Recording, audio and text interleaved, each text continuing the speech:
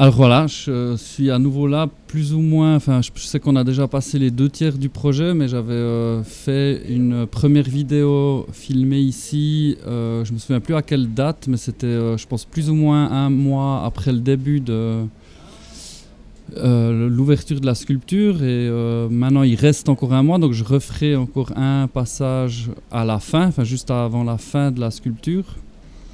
Et c'est vrai que pour moi, c'était important de pouvoir marquer, enfin aussi profiter du fait qu'il y a ce TV Studio, parce que je me dis que dans quelques années, revoir ces vidéos, enfin de moi et de toutes les personnes qui sont passées ici, ça sera quelque chose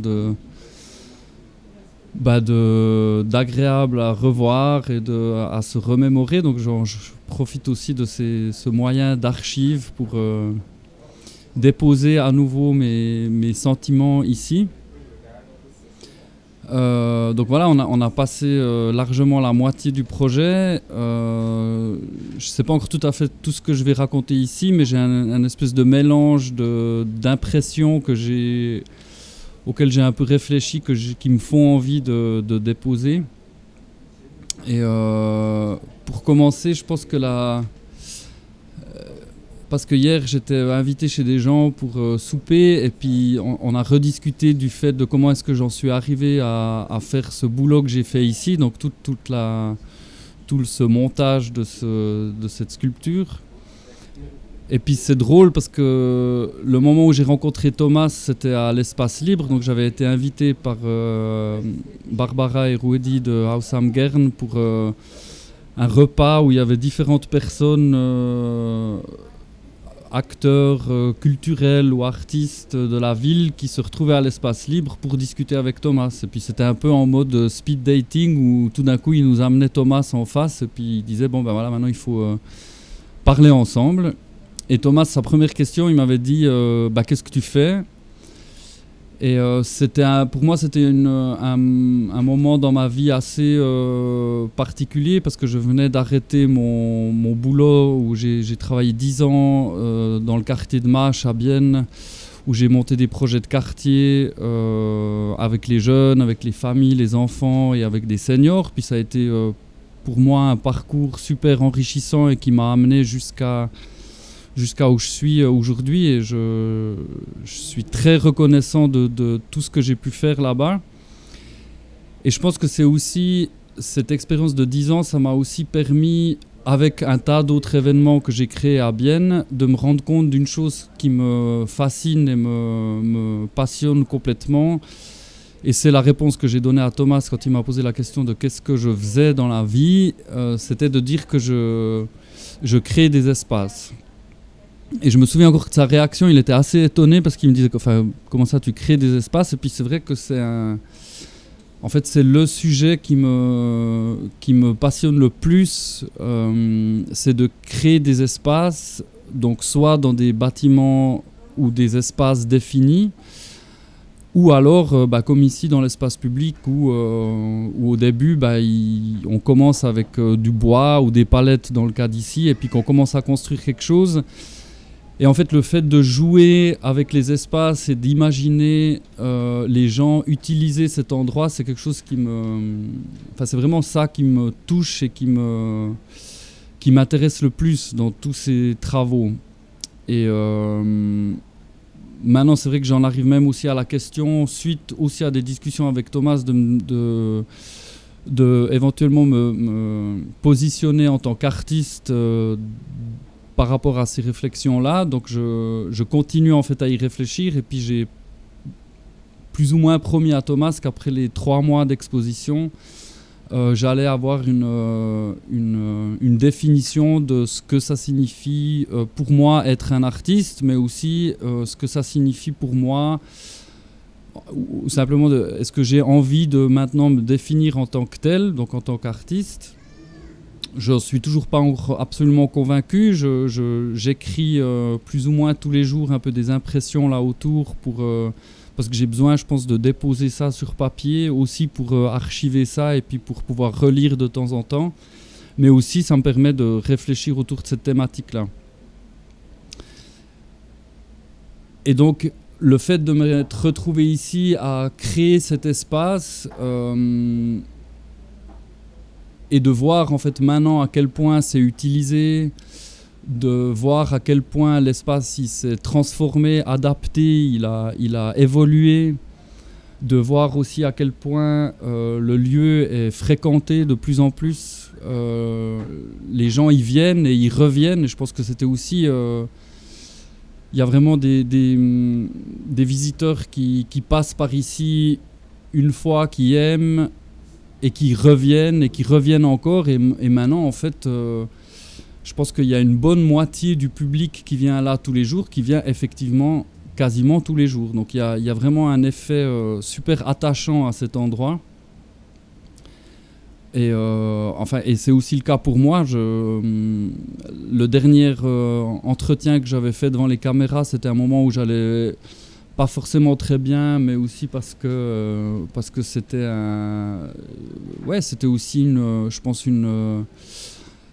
j'ai pas vraiment réussi à faire le deuil même du moment entre la fin de ces travaux pour lesquels j'ai absolument donné tout ce que j'avais pour réussir à réaliser cette sculpture en 2 mois de montage. Puis en fait, le fait que ça s'enchaîne directement avec le début, l'ouverture au public, l'ouverture au public de la sculpture, je pense que ça m'a pas laissé de temps de réaliser en fait. Et cette première vidéo que j'ai faite, c'était vraiment un moment où du coup, peut-être que je réalisais que c'était fait. Ça a quand même pris plus ou moins 1 mois.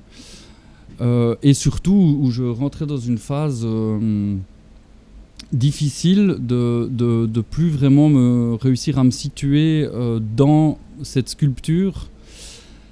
Et heureusement, avec Thomas, on a eu après des très bonnes discussions. Et puis lui m'a en fait dit alors fais-moi une proposition de qu'est-ce que tu as besoin. Et je crois que moi j'ai simplement besoin de rythme, où j'ai besoin de savoir quand je suis ici qu'est-ce que j'ai à faire. J'aime bien les choses quand même assez claires. Je peux travailler dans le flou et dans l'inconnu, mais j'aime bien voir que mon rôle a une certaine utilité.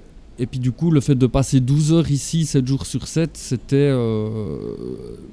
pour moi, ça perdait son sens. Alors après, pour Thomas et pour tout un tas d'autres gens qui font cette performance-là, je le comprends complètement, mais simplement, voilà, pour moi, c'était l'occasion de me rendre compte qu'en fait, je supportais pas forcément cette présence permanente, et puis que mon rythme de vie était complètement déstabilisé par rapport à ça.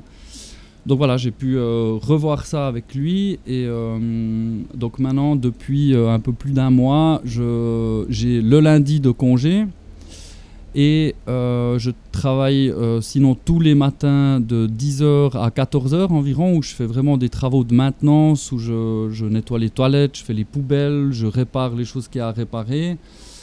Et puis ça me prend plus ou moins ce nombre d'heures-là, donc de 10h à 14h. Ensuite, je mange encore souvent ici, et ensuite je m'en vais, je vais faire mes choses, et je reviens le soir pour la fermeture, où je range aussi encore un petit peu, je profite de l'endroit, je discute avec des gens, et voilà, je ferme la sculpture.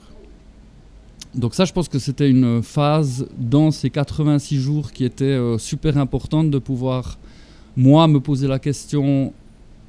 Et ça, j'en suis super reconnaissant à Thomas, qui m'est vraiment simplement dit « Ok, dis-moi qu'est-ce que tu as besoin, qu'est-ce que tu me proposes ?» Et c'était intéressant de se poser la question.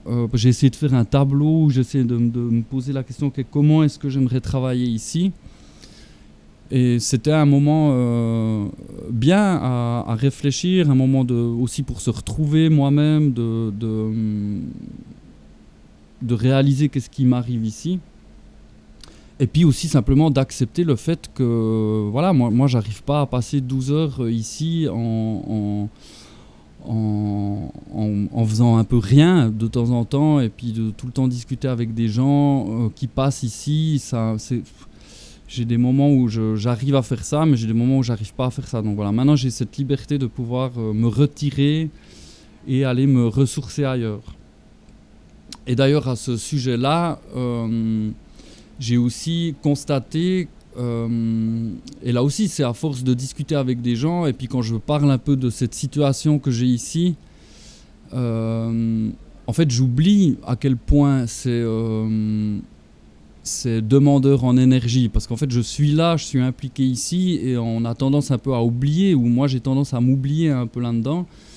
Et en fait c'est souvent quand j'en parle aux gens qu'on me dit ouais mais c'est normal quoi de temps en temps de pas aller bien quand on passe tellement de temps au même endroit dans un lieu qui prend tellement d'énergie. Et c'est vrai, j'ai vraiment maintenant pu le constater, les moments où je vais bien, donc où je suis bien avec moi-même, où je suis bien dans ma peau, où je sais ce que je fais ici, mais aussi où je suis content de penser à la suite et de ce qui va m'arriver après. Donc les moments où je vais bien, bah, je vais super bien. Et l'endroit me donne plein d'énergie, c'est vraiment même, c'est une grande source d'inspiration. Enfin, je sens que j'ai envie de créer, j'ai envie de faire, je sens que je suis aussi prêt pour attaquer le démontage quand même, parce que maintenant c'est aussi une phase de mon travail, c'est de commencer à préparer ce démontage, et là gentiment je commence à réussir à le visualiser et à le mettre en forme déjà dans ma tête. Et je pense que en tout cas c'est pour moi ma façon de travailler, de faire les choses. J'ai besoin de visualiser les choses pour pouvoir ensuite les appliquer. Donc maintenant je suis dans ce processus là déjà. Je suis curieux de qu'est-ce que je raconterai. J'imagine vraiment encore faire une vidéo quelques jours avant la fin de la sculpture, où du coup j'imagine je serai déjà complètement dans le démontage. Mais là en ce moment de pouvoir aussi vraiment maintenant profiter du lieu, et puis d'être content d'être ici et de prendre l'énergie que ce lieu me donne, parce qu'en fait c'est aussi vraiment ça, cet endroit. C'est un endroit qui donne de l'énergie parce qu'il y a une concentration d'énergie positive et négative qui sont tellement fortes et condensées et fragiles aussi, pour reprendre un des termes de Thomas. Et c'est vrai, ce qui se passe ici, l'espace public, cette sculpture, il y a une fragilité qui est palpable. Quand on passe des heures et des heures ici, on se rend compte que tout est fragile et que rien n'est donné, et que ça sera seulement après les 86 jours qu'on pourra se rendre compte de ce qui s'est passé ici, et à la limite souffler un coup pour se dire waouh, voilà, ça s'est passé, ça s'est bien passé. Et par contre après justement dans les moments où je vais un peu moins bien, c'est tout l'inverse. Du coup ça devient un lieu qui me pompe toute mon énergie et qui m'assomme complètement, et puis qui m'enfonce. Donc mais je pense voilà que c'est un effet logique quand on met autant de gens, autant d'impressions différentes dans un tel espace condensé. La demande en énergie est telle que si nous-mêmes on n'est pas prêts à accepter, mais aussi à combattre toutes ces différentes énergies qui nous traversent, eh on peut très bien d'un côté ou de l'autre sombrer ou ressusciter ou le prendre vraiment avec bonheur et plaisir. Donc voilà, ces jours je suis plutôt dans le plaisir et dans le bonheur d'observer tout le temps ce qui m'entoure, de réaliser ce qu'on a fait ici, toutes ces discussions qu'on a eues avec de réaliser parce que toutes ces discussions, on a quand même je crois que ça fait un peu plus que 2 ans que j'ai rencontré Thomas, donc on a eu beaucoup de discussions, et puis dis donc, et de vraiment pouvoir méditer. C'est incroyable. Voilà, j'espère que ça va se calmer. Non, ça se calme pas. C'est fou, hein. Donc voilà, je suis dans une phase de comment on dit ça? Je sais plus comment on dit ça. Contemplation. Merci. Je suis vraiment dans une phase de contemplation, et merci. Et puis je suis vraiment content de voir que ça tient, mais ça tient au sens physique et psychique aussi. De voir à quel point tous ces petits espaces qu'on a construits font du sens, de voir à quel point les gens se sont appropriés tous ces lieux, que ce soit les utilisateurs de toutes ces petites cabanes, comme les visiteurs qui eux aussi se sont vraiment appropriés le lieu, et de voir que même un lundi matin à 10h quand on ouvre, il y a déjà du monde qui vient et puis qui a envie de ressentir le lieu, qui a envie de voir ce qui se passe et puis de vivre des expériences. Et je pense que c'est un lieu où on vit des expériences, c'est un lieu de vie super concentré, où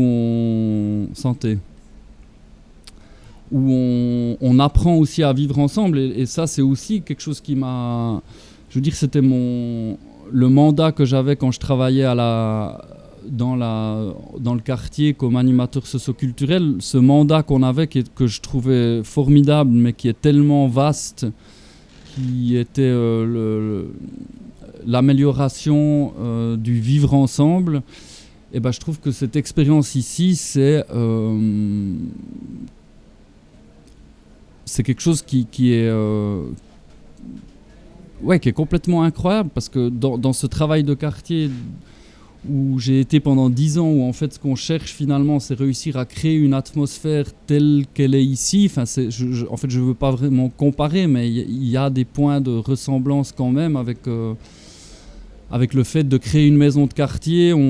Tout ce qu'on souhaite ou on espère, c'est que toutes les générations se fréquentent, que ce soit multiculturel, que ce soit ouvert à toutes et tous, à toutes les idées, à toutes les envies. Et en 10 ans de travail de quartier, je pense que c'est un état dans lequel on a réussi à toucher cet état-là. Mais ici, ce qui est incroyable, c'est qu'en 86 jours, en tout, et maintenant plus ou moins à la moitié ou un peu plus, et ben cet état-là, il est déjà atteint. Bon, après, c'est vrai que quand on est on fait du travail de quartier, on n'est pas à la place de la gare. Donc là, il y a aussi un effet, les passants et cette espèce de mouvement qu'il y a autour de la sculpture qui est puissant aussi, parce que je ne sais plus quels sont les chiffres, mais je crois qu'il y a entre 20 et 30 000, si ce n'est pas plus, personnes qui passent tous les jours à la gare. Donc on est déjà de toute manière, on flotte un peu avec cette sculpture sur un flot d'une marée humaine comme ça qui se déplace dans leur vie au quotidien, qui vont au travail, qui rentrent, qui bougent, qui vont faire leurs activités familiales, amies ou autres, qui se déplacent. Et nous, on flotte un peu là en dessus. Et cet effet de flottement, il est complètement fascinant. Et une des images que je retiens et que je pense je retiendrai beaucoup une fois que ça sera terminé, parce que maintenant aussi je commence à me poser des questions de tiens, quand ça sera terminé, qu'est-ce qui va rester de tout ça. Et moi, il y a une image que je trouve fabuleuse, c'est qu'en bas de ce bateau, c'est les lectures convaincantes et toutes ces personnes qui lisent et qui déversent ce flux de mots, de phrases, dans cette foule, dans cette marée de gens qui n'arrêtent pas de se déplacer d'un point A à un point B. C'est un peu comme un point d'ancrage de toute la sculpture. Donc en fait, peut-être que c'est vraiment l'encre du bateau, c'est peut-être ça en fait. C'est les lectures convaincantes, je pense que c'est l'encre du bateau. C'est ce qui nous maintient, c'est ce qui maintient toute cette sculpture qui flotte un peu en dessus de la place de la gare. Et ben, les lectures convaincantes, elles font le lien entre nous, la sculpture, tous les gens qui y sont, et cette marée humaine qui traverse la sculpture. Je vais encore juste ouvrir mon livre parce qu'il me semble que j'avais encore écrit une chose que je voulais dire, mais peut-être que j'ai fini aussi. Il me semble que j'avais encore une chose.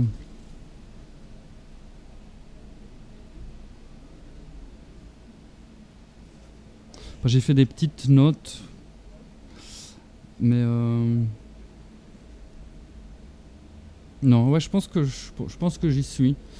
Euh, je me réjouis déjà de faire la troisième édition de mon passage sur le channel Robert Walser Sculpture. Et je suis très curieux, une fois de plus, de ce que je raconterai à ce moment-là, avec évidemment, je pense, je peux imaginer un petit côté nostalgique parce que ça sera la fin, mais en même temps, me connaissant, je serai aussi déjà dans le faire et dans le productif, parce que j'aurai la tête déjà complètement dans le démontage et que dans ma tête, j'espère à ce moment-là, la sculpture, elle sera déjà démontée. Parce que c'est ce que je suis en train de faire, je suis en train de la démonter vraiment physiquement dans ma tête et j'arrive à la visualiser en défaisant couche par couche toutes ces choses qu'on va devoir enlever, jeter, trier. Et puis en fait, ouais, j'en profite aussi d'être là pour dire qu'à partir du 9 septembre, les gens qui sont intéressés à récupérer du bois, donc principalement des poutres de construction, donc des carrelets de 6 par 8, des lattes à tuiles de 5 par 3 et des carrelets de 5 par 5. On en aura plein et on a aussi vraiment besoin de ces gens qui vont venir récupérer du bois parce que je trouve que c'est une belle idée de pouvoir dire que tout ça, ça a été construit à Bienne par des Biennoises et des Biennois et qu'en fait tout ce bois qui nous a permis de vivre cette expérience ici, eh ben, il va trouver d'autres chemins, il va trouver d'autres espaces à bricoler, à construire, à agrandir, à améliorer. Et je trouve que c'est aussi un beau geste quand on pense à l'argent qui a été investi dans ce projet, de pouvoir se dire, ouais, mais en fait, la plupart de ce bois, il est réutilisable. Et donc, venez le récupérer et puis utilisons-le partout, comme on peut. Voilà, donc je suis content et merci beaucoup.